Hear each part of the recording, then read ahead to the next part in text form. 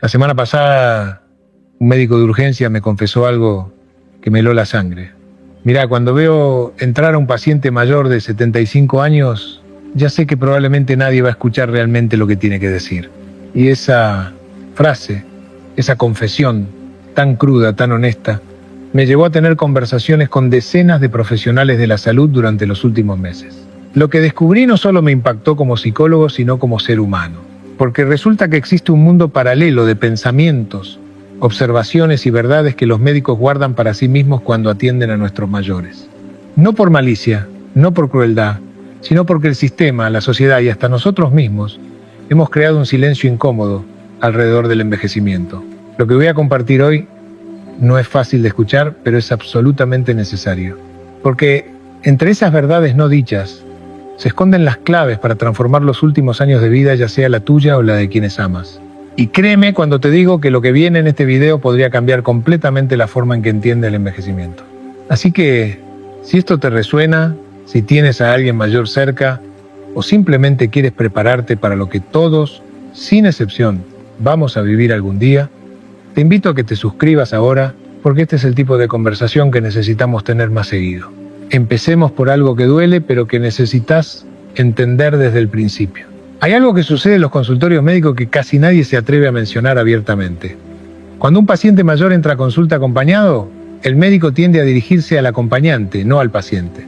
Es un reflejo tan automático, tan integrado en la práctica clínica que muchos profesionales ni siquiera se dan cuenta de que lo están haciendo. Una cardióloga me lo explicó así: es más rápido hablar con el hijo o la hija. Ellos te dan la información más estructurada, sin las divagaciones, sin las quejas que parecen no llevar a ningún lado.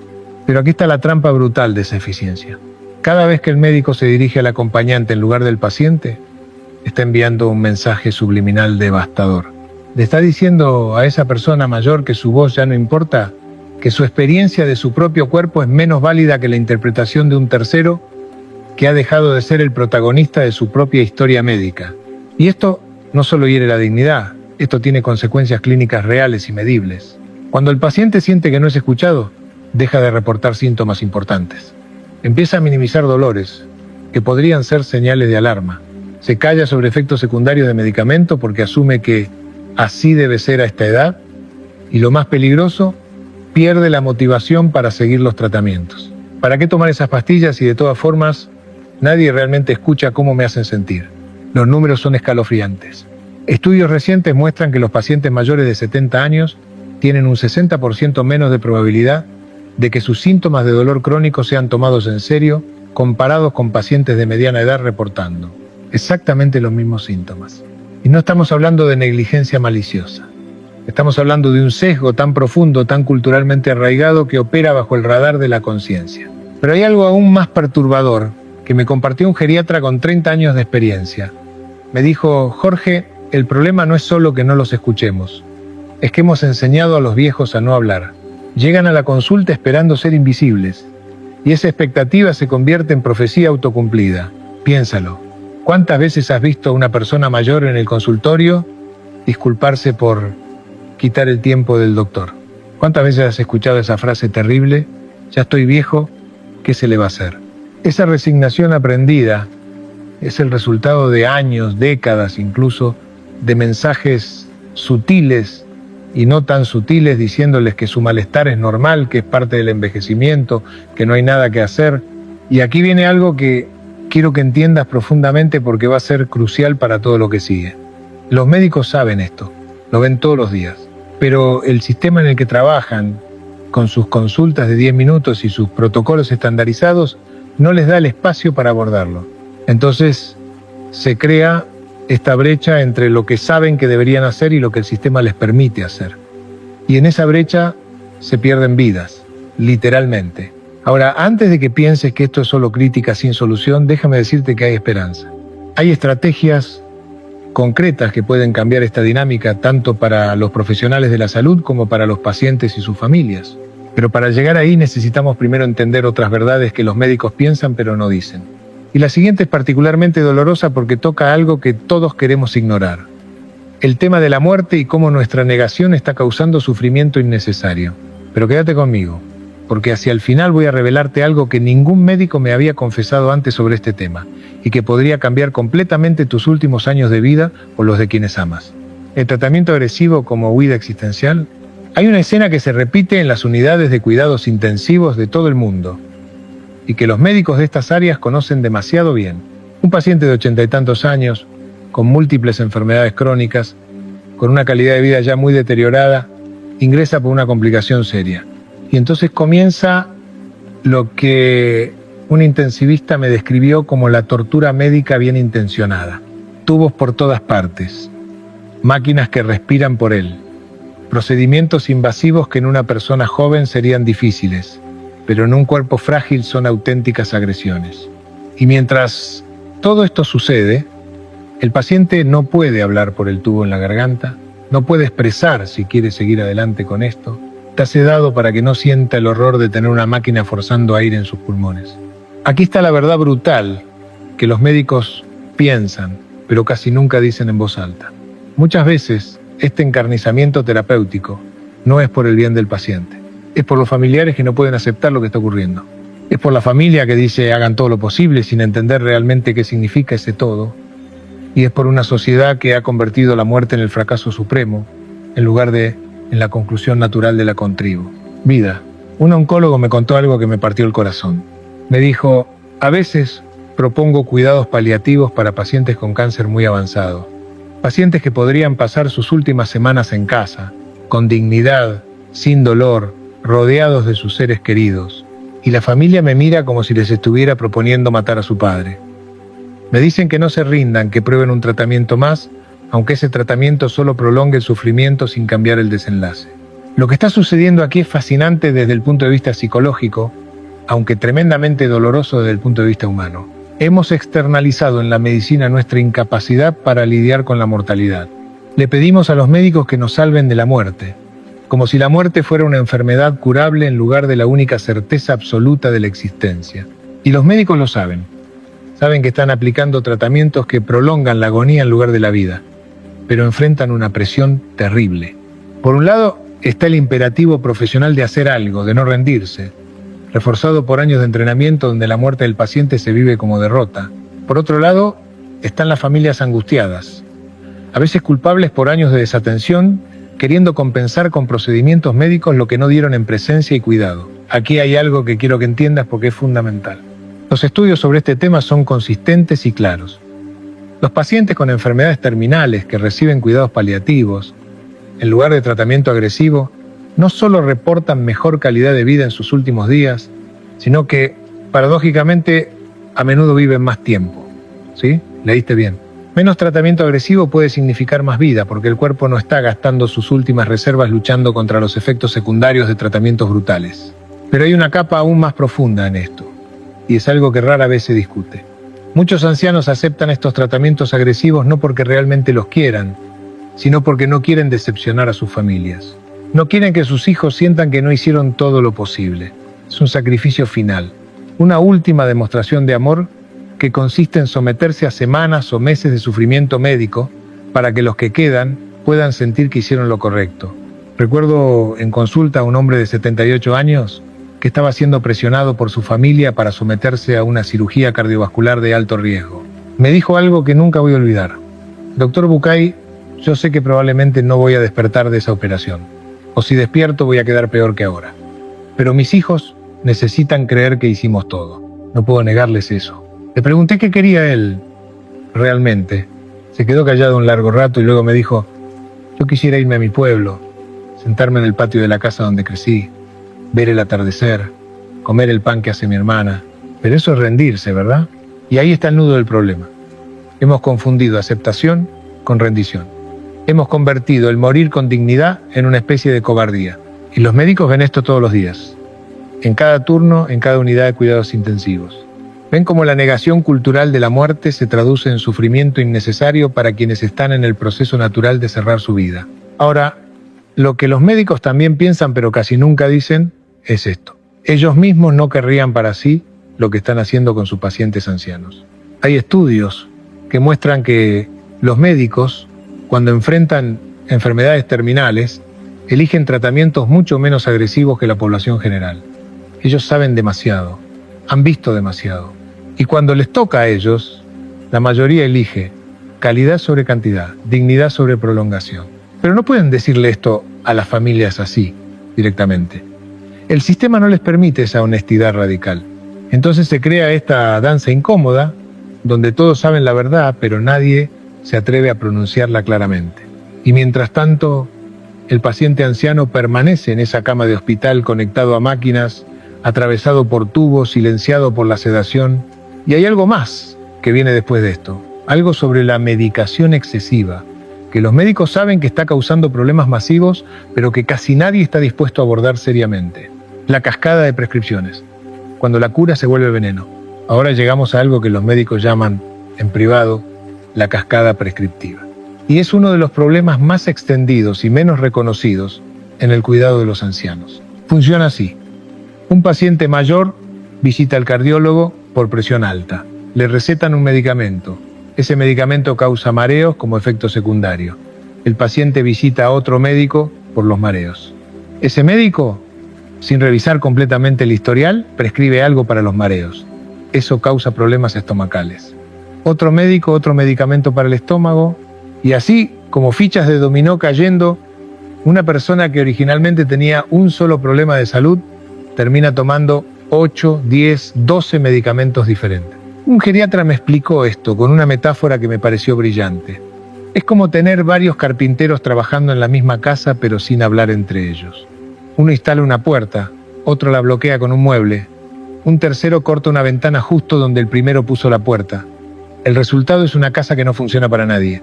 Aquí está la parte que realmente te va a impactar. Existe un término médico para esto. Se llama polifarmacia y es reconocido oficialmente como un problema de salud pública. Los estudios muestran que cualquier persona mayor de 65 años que tome más de 5 medicamentos simultáneamente tiene un riesgo dramáticamente incrementado de efectos adversos, interacciones peligrosas y, lo que es peor, de ser hospitalizado precisamente por complicaciones de sus medicamentos, no de sus enfermedades originales. Pero aquí viene lo que los médicos piensan y no dicen abiertamente. Muchos de esos medicamentos probablemente no son necesarios. O eran necesarios en algún momento, pero ya no lo son. O están contrarrestando los efectos de otros medicamentos que a su vez ya no son necesarios. Es un castillo de naipe farmacológico. Y nadie se atreve a empezar a quitar cartas por miedo a que todo se derrumbe. ¿Por qué no lo dicen? Porque estamos en un sistema médico fragmentado. El cardiólogo no quiere quitarle un medicamento prescrito por el endocrinólogo. El médico general está abrumado viendo 30 pacientes al día y no tiene tiempo para revisar exhaustivamente cada medicamento. Y las farmacéuticas, bueno, ellas no tienen exactamente un incentivo económico para promover la reducción de medicamentos. Pero hay algo aún más insidioso en esto. Muchos de los síntomas que se atribuyen al envejecimiento normal son en realidad efectos secundarios de medicamentos. Esa confusión mental que se asume como demencia incipiente puede ser el efecto de un antihistamínico. Esa debilidad y fatiga que se acepta como inevitable podría ser provocada por un medicamento para la presión que está funcionando demasiado bien y bajándola peligrosamente. Esos problemas de equilibrio que llevan a caídas pueden ser causados por la interacción de 2 o 3 medicamentos que individualmente son seguros pero combinados son peligrosos. Déjame contarte algo que vi en consulta y que ilustra perfectamente este problema. Una mujer de 76 años llegó con su hija. Preocupadas porque la señora estaba teniendo episodios de confusión severa, la hija estaba convencida de que era Alzheimer.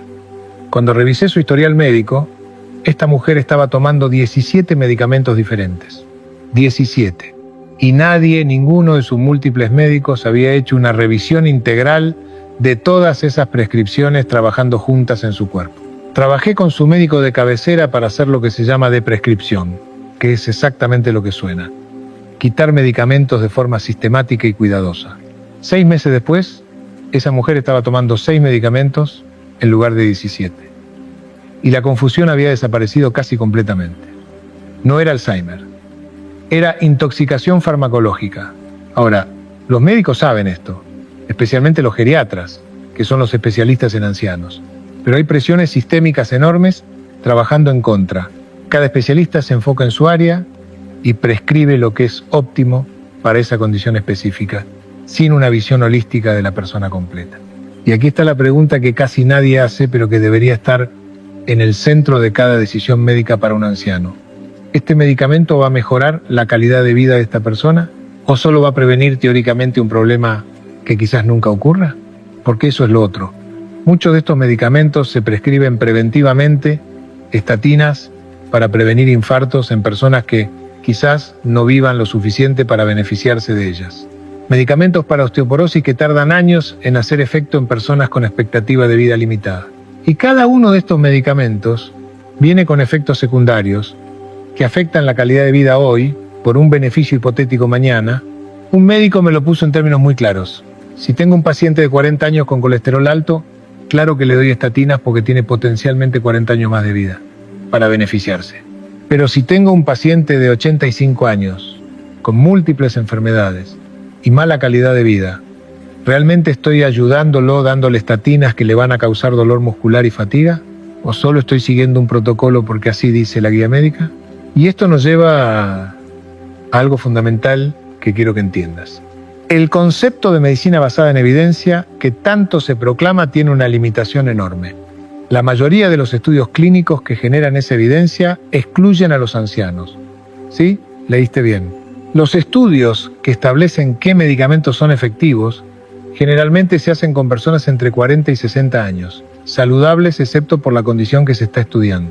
Y luego esos resultados se aplican automáticamente a personas de 80 y tanto con 5 o 6 enfermedades diferentes. Es como si probaras un coche en condiciones ideales de laboratorio y luego asumieras que funcionará exactamente igual en medio de una tormenta en un camino de montaña con el motor ya desgastado. Pero así es como funciona buena parte de la medicina para ancianos. Extrapolación de datos que nunca fueron pensados para ellos. Los médicos lo saben que están aplicando protocolos diseñados para otros grupos de edad a personas que son fundamentalmente diferentes. Pero el sistema médico legal actual los presiona a seguir las guías, porque si no prescriben lo que dice el protocolo y algo sale mal, pueden ser demandados. Pero si prescriben según el protocolo y el paciente sufre efectos adversos, bueno, estaban siguiendo las reglas. Ahora aquí viene algo crucial que va a conectar con lo que te voy a revelar al final. Este problema de la sobremedicación no es solo un asunto médico, es profundamente psicológico, porque cada una de esas pastillas representa para el paciente y su familia la sensación de que algo se está haciendo. Reducir medicamentos se siente emocionalmente como abandono, como rendición, aunque intelectualmente sepamos que puede ser lo mejor. Y esto me lleva a la siguiente verdad, que los médicos piensan pero no dicen, y esta va a ser particularmente difícil de escuchar, tiene que ver con las familias, con cómo los seres queridos de los ancianos, a menudo sin darse cuenta, están contribuyendo activamente al deterioro de quienes dicen estar cuidando, la soledad disfrazada de cuidado. Esto es lo que me dijo una psiquiatra geriátrica después de 3 décadas trabajando con ancianos. Mira, el mayor factor de riesgo para deterioro cognitivo acelerado no es la genética, no es la dieta, no es ni siquiera el ejercicio, es la soledad. Y lo más trágico es que muchos de nuestros ancianos están profundamente solos precisamente porque sus familias creen que los están cuidando bien. Déjame explicarte lo que esto significa, porque es uno de los secretos mejor guardados en la medicina geriátrica. Cuando una familia decide que papá o mamá ya no puede vivir solo, que necesita supervisión constante, que es peligroso dejarlo hacer cosas por sí mismo, creen genuinamente que están actuando con amor. Pero lo que los médicos ven una y otra vez es cómo ese cuidado se transforma en una cárcel invisible que acelera dramáticamente el deterioro. Funciona así. La familia contrata a alguien que esté con el anciano, o lo llevan a vivir con ellos. Empiezan a hacer todo por él. Ya no cocina porque puede olvidar la estufa encendida. Ya no maneja sus finanzas porque puede ser estafado. Ya no sale solo porque puede caerse. Ya no toma decisiones sobre su día porque no sabe lo que es mejor para él. Y con cada una de estas cosas que se le quita, no solo pierde una capacidad, pierde un propósito, pierde un rol, pierde su identidad como persona autónoma. Y se convierte en un proyecto de cuidado, en un objeto pasivo de las decisiones de otros. Y el cerebro humano, ante la falta de desafíos, ante la ausencia de propósito, ante la pérdida de autonomía, simplemente empieza a apagarse. Los neurólogos lo pueden ver literalmente en los escáneres cerebrales. La actividad en las áreas relacionadas con la planificación, la toma de decisiones, la iniciativa personal, simplemente disminuye. No porque haya una enfermedad degenerativa, sino porque esas áreas del cerebro ya no se están usando. Es el equivalente neurológico de la atrofia muscular. Si no usas un músculo se debilita, si no usas regiones del cerebro se atrofian. Pero aquí está la parte que realmente duele. Las familias interpretan este deterioro como confirmación de que estaban en lo correcto, de que el anciano efectivamente necesitaba toda esa supervisión. No ven que ellos mismos crearon el problema que ahora están señalando como justificación. Es un ciclo profético que se autocumple.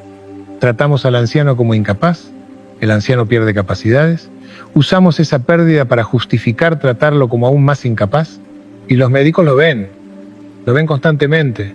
Ven como un paciente que hace 6 meses estaba bastante funcional, ahora parece tener demencia avanzada. Y cuando investigan descubren que en esos 6 meses lo mudaron a la casa del hijo, le quitaron todas sus responsabilidades, eliminaron su rutina, lo alejaron de sus amigos, lo separaron de su barrio, de sus lugares conocidos, todo por amor, todo bien intencionado y absolutamente devastador. Déjame compartir algo que escuché de un geriatra y que me impactó profundamente. Me dijo: cuando veo a un paciente deteriorándose rápidamente sin una causa médica clara, mi primera pregunta ahora es: ¿qué cambió en su vida social? ¿Se murió su esposa? ¿Lo mudaron sus hijos? ¿Dejó de ir al centro comunitario? Porque 9 de cada 10 veces el deterioro no es médico, es existencial.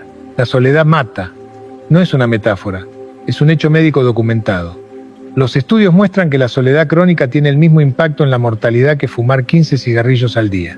Aumenta el riesgo de demencia en un 50%, eleva la probabilidad de enfermedades cardiovasculares en un 30%, pero a diferencia del tabaco o la mala dieta, no hay campañas de salud pública contra la soledad. No hay advertencias en las cajas. No hay protocolos médicos para tratarla. Y aquí viene algo que casi nunca se discute. Muchos ancianos están rodeados de gente y aún así están profundamente solos. Porque soledad no es ausencia de personas, es ausencia de conexión significativa. Es estar en una habitación llena de familiares que te tratan con condescendencia, que hablan de ti en tercera persona como si no estuvieras ahí, que toman decisiones sobre tu vida sin consultarte. Eso es soledad en medio de la multitud. Y es particularmente cruel. Tuve en consulta a un hombre de 82 años al que su familia describía como resistente y difícil. Querían que lo convenciera de mudarse con su hija, de dejar su departamento donde había vivido 40 años. Cuando hablé con él a solas, me dijo algo que nunca voy a olvidar. Doctor, yo sé que mi memoria ya no es lo que era. Sé que me cuesta más moverme, pero en mi casa sé dónde está cada cosa, conozco cada rincón. Mi vecino de al lado me saluda todas las mañanas, la señora de la tienda me pregunta cómo estoy. Allá en casa de mi hija voy a ser el abuelo que hay que vigilar. La carga, el problema. Prefiero mis limitaciones en mi lugar a ser perfecto en la cárcel de oro que me ofrecen. Y tenía razón, absolutamente toda la razón. Pero su familia no podía ver más allá de los riesgos. Y aquí está el problema. Hemos creado una cultura del cuidado anciano que está completamente centrada en la prevención de riesgos físicos, mientras ignoramos completamente los riesgos psicológicos y existenciales de ese mismo cuidado.